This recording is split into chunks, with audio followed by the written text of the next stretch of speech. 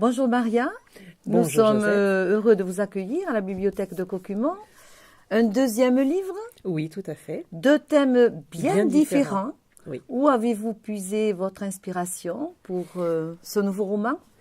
Tout simplement de plein d'histoires que j'entends autour de moi. Beaucoup des personnages sont tirés de faits réels.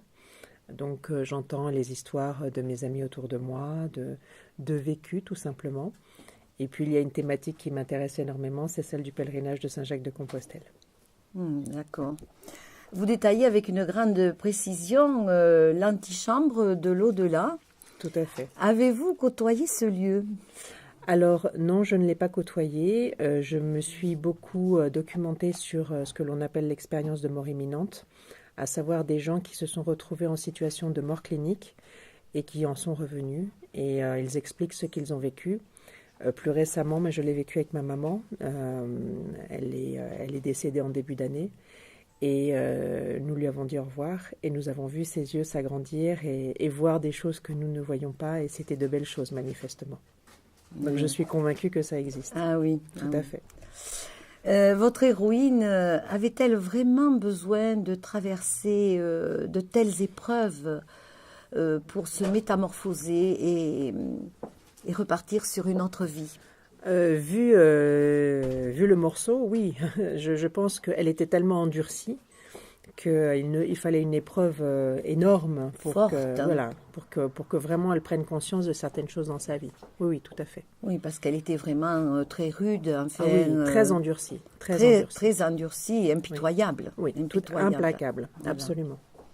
Je pense que c'est peut-être le fait de tous les êtres humains, dès que ils sont affaiblis par un événement quelconque, ils sont obligés de repenser leur vie et peut-être de se reconstruire un petit peu dans des choses un peu plus humbles. Oui, et puis il y a aussi l'idée de résilience, c'est-à-dire on vit un coup très très dur dans notre vie, comment on s'en sort? Comment on s'en sort? On peut effectivement avoir un coup dur et en sortir beaucoup plus fort qu'avant, mais en ayant réfléchi à sa vie, en ayant changé des choses dans sa vie, en voyant la vie de manière différente. C'est pour ça que je l'ai appelé de l'autre côté. C'est quelque part, c'est de l'autre côté du miroir en fait. C'est une personne qui au départ infligeait certaines choses aux gens, et puis à un moment donné, elle se retrouve à leur place. Voilà, voilà. Donc ça l'amène à vivre différemment. Tout à fait. Et le chemin de Compostelle, qui est un parcours humain et spirituel, vient l'aider dans cette renaissance. Mais je me pose la question, l'oubliera-t-elle? Elle a trouvé l'essentiel avec ce chemin.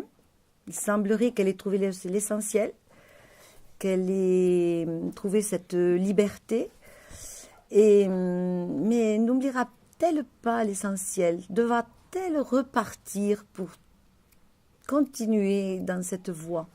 Je pense que ce pèlerinage est un début. C'est un début, effectivement, elle repartira. Elle se cherche trop pour